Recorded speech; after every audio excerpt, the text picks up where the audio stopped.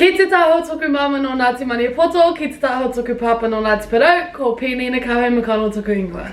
Kia ora, he uri tēnei no ngā puhi no te aroa anō hoki, a ka noho nei au ki Wainganui ki Tāmaki Makaurau. Ko Waiatara me ka tupe tōku ingoa, kia ora. Kia ora! Kia ha tēnei te kaupapa o Parakore ki Tāmaki. Wyatt and I go around to over 30 different Māori organisations and we teach zero waste through a Te Ao Māori lens as rangatahi for rangatahi. So that includes marae, kura, Māori organisations and events.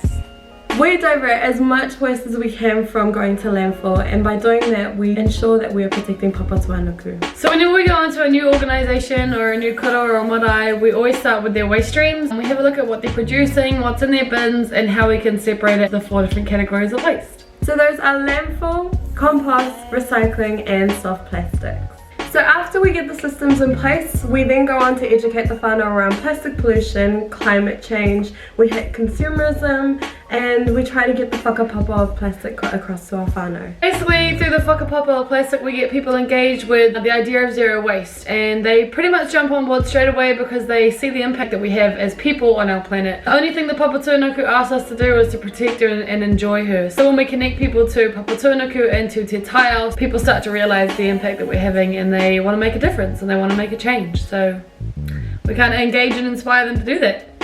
So my passion for Parakore ki Tāmaki is basically the moana, educating people about the effects of plastic pollution and especially Indigenous people. I want to be inspiring and educating Indigenous people across the world to look after our moana because we live off the water and it is our treasure, it is our taonga. So to lose that would be lose our livelihood.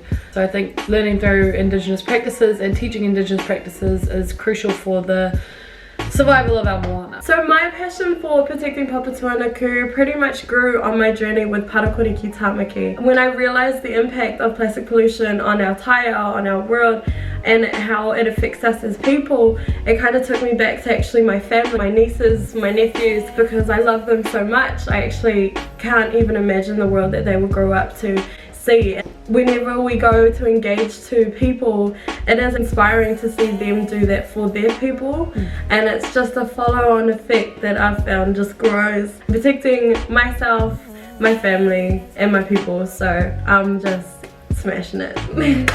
Yeah.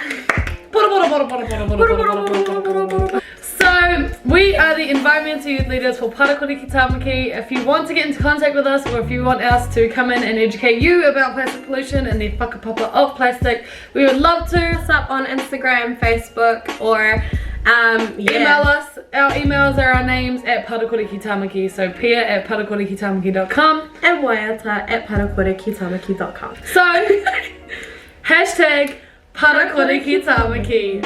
Hold on.